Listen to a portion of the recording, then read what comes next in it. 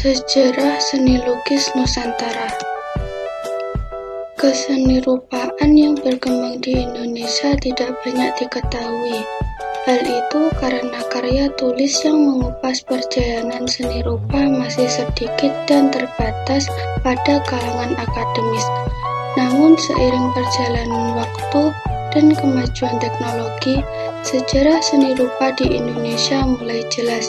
Secara singkat, perkembangan kesenirupaan khususnya seni lukis di Indonesia meliputi seni prasejarah, seni Indonesia Hindu, seni Indonesia Islam, dan seni Indonesia modern. Yang pertama yaitu seni lukis zaman prasejarah. Pada zaman prasejarah, seni lukis memegang peranan penting karena setiap lukisan mempunyai makna dan maksud tertentu. Pada zaman tersebut, lukisan dibuat pada dinding-dinding goa, ditandai dengan menempelkan tangan di dinding goa, lalu disemprotkan dengan kekunyahan daun-daunan atau batu mineral berwarna. Teknik menyemprot ini dikenal dengan nama aircraft. Selain itu, media lain dalam pembuatan seni lukis menggunakan media tanah liat. Pewarna yang digunakan berasal dari bahan-bahan alami seperti mineral dan lemak binatang. Pada umumnya, tujuan dari pembuatan seni rupa pada zaman ini adalah bersifat magis. Salah satu contoh karya lukis yang dihasilkan pada zaman prasejarah dapat dilihat di Gua Leang-Leang Patakere di Maros, Sulawesi Selatan. Lukisan tersebut menggambarkan adegan perburuan. Selain itu, ada juga lukisan pada dinding-dinding gua di pantai selatan Irian Jaya, Papua. Lukisan yang terdapat pada tempat tersebut menggambarkan tentang nenek moyang.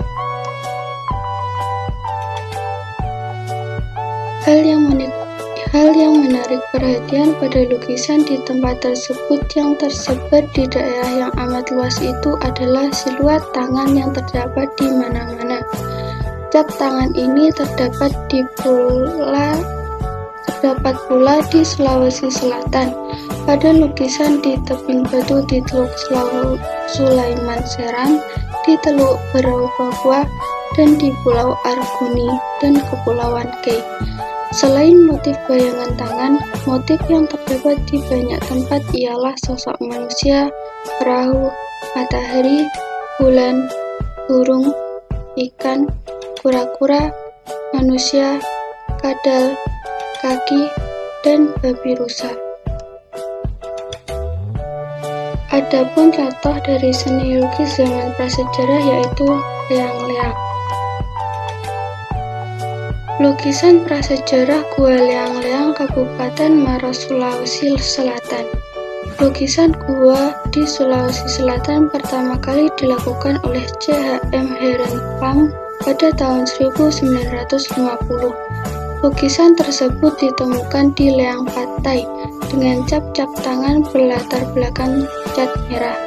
Cap-cap tangan ini dibuat dengan cara merentangkan jari-jari tangan itu di dinding gua, kemudian ditaburi dengan cat merah. Yang kedua yaitu seni lukis zaman Hindu klasik Indonesia. Zaman ini merupakan babak baru dalam periodisasi kebudayaan Indonesia dan dapat dikatakan sebagai zaman sejarah, karena pada zaman ini telah ditemukan peninggalan berupa tulisan. Hal ini terjadi karena kebudayaan di Indonesia telah terjadi kontak dengan kebudayaan India. Adapun contoh dari seni lukis zaman Hindu klasik Indonesia yaitu lukisan Kamasan Bali. Seni lukis Kamasan berasal dari desa Kamasan yang berada di Kabupaten Klungkung, Bali. Lukisan corak Kamasan banyak digunakan dan mengilhami berbagai lukisan tradisional Bali. Bahan kanvas yang digunakan adalah kain kasar. Kain ini dicelup dalam bubuk bubur beras dan dijemur di bawah sinar matahari. Hal ini untuk menutup dan meratakan permukaan kain. Setelah dikeringkan, permukaan digosok dengan baik untuk membuat permukaan lebih halus. Setelah itu, dibuat gambar sketsa. Yang ketiga yaitu seni lukis Islam Indonesia. Pada seni Islam terdapat suatu pantangan untuk melukis motif makhluk hidup dalam bentuk realistis. Dalam hal ini, toleransi Islam mendukung proses kesinambungan tradisi seni rupa sebelumnya, tetapi dengan nafas baru seperti hiasan dengan motif stilasi binatang dan manusia dipadukan dengan huruf Arab, baik dalam penerapan elemen estetis pada masjid, penerapan seni kriya, lukisan, atau kaligrafi. Adapun contoh dari seni lukis Islam Indonesia yaitu lukisan kaca Cirebon. Lukisan kaca telah dikenal di Cirebon sejak abad ke-17 Masehi. Keberadaannya bersamaan dengan berkembangnya agama Islam di Pulau Jawa. Lukisan kaca berperan sebagai media dakwah Islam pada masa pemerintahan Panembahan Ratu di Cirebon. Lukisannya berupa kaligrafi dan wayang. Pengaruh Islam menjadi ciri khas dari lukisan kaca Cirebon, seperti gambar Ka'bah, masjid, dan kaligrafi berisi ayat-ayat Al-Quran atau hadis. Yang keempat yaitu seni lukis Indonesia baru. Perkembangan karya seni lukis Indonesia dipengaruhi kuat oleh kekuatan sejarah.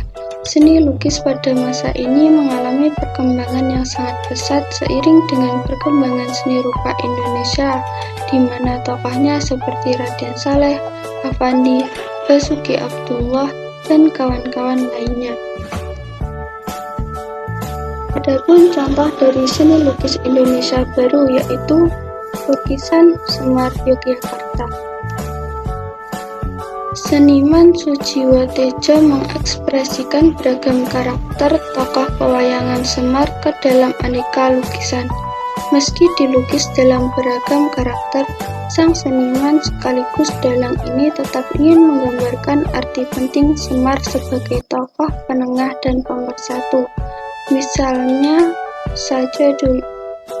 saja lukisan Semar sedang memakai kemben.